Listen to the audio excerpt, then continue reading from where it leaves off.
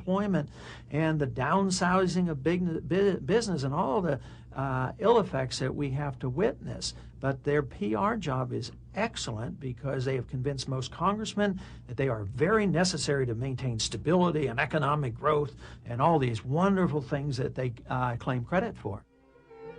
It is clear that the United States cannot rely on Alan Greenspan or any other Fed chairman to fight the chronic inflation that has wrecked our savings, distorted our economy, redistributed income and wealth, and brought us devastating booms and busts.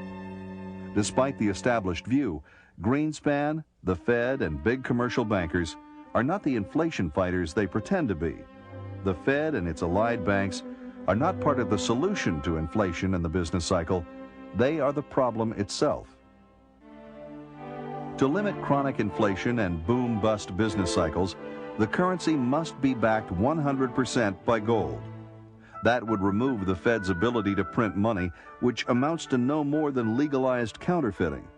Instead, there would be a monetary system where gold serves to anchor the dollar, rather than the fiat reserves created by the Fed.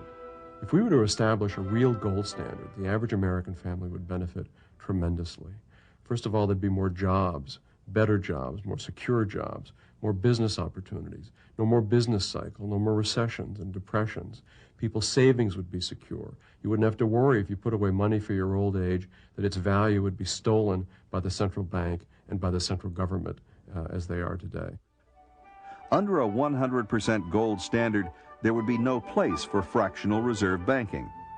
For checking accounts and other demand deposits, the banks would keep reserves on hand to meet depositors' claims. Banks would receive a fee from their customers for keeping their gold. In loan banking, investors would hand over their money for a fixed period of time to earn interest. Once the gold standard is in place, individual bank depositors would always have access to their money, and investors would be kept informed of their balance sheet. And at a national level, a tight rein would be kept on government spending. You have relatively price stability. You have a stable purchasing power for the money. You eliminate the business cycle.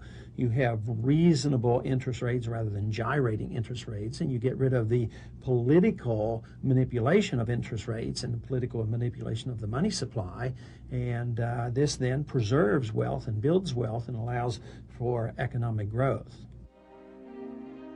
It's as simple as this. Sound money means economic prosperity and limited government. Unsound money means inflation, recessions, and depressions, and big government. What sort of system do we want for our families? Don't we want prosperity and security that we can hand on to future generations? Transition to a gold standard will not be easy, but as Murray put it, the alternative is much worse. Since 1980, the Fed has enjoyed the absolute power to do literally anything it wants. To buy not only U.S. government securities, but any asset whatever. To buy as many assets and to inflate credit as much as it pleases. There are no restraints on the Federal Reserve.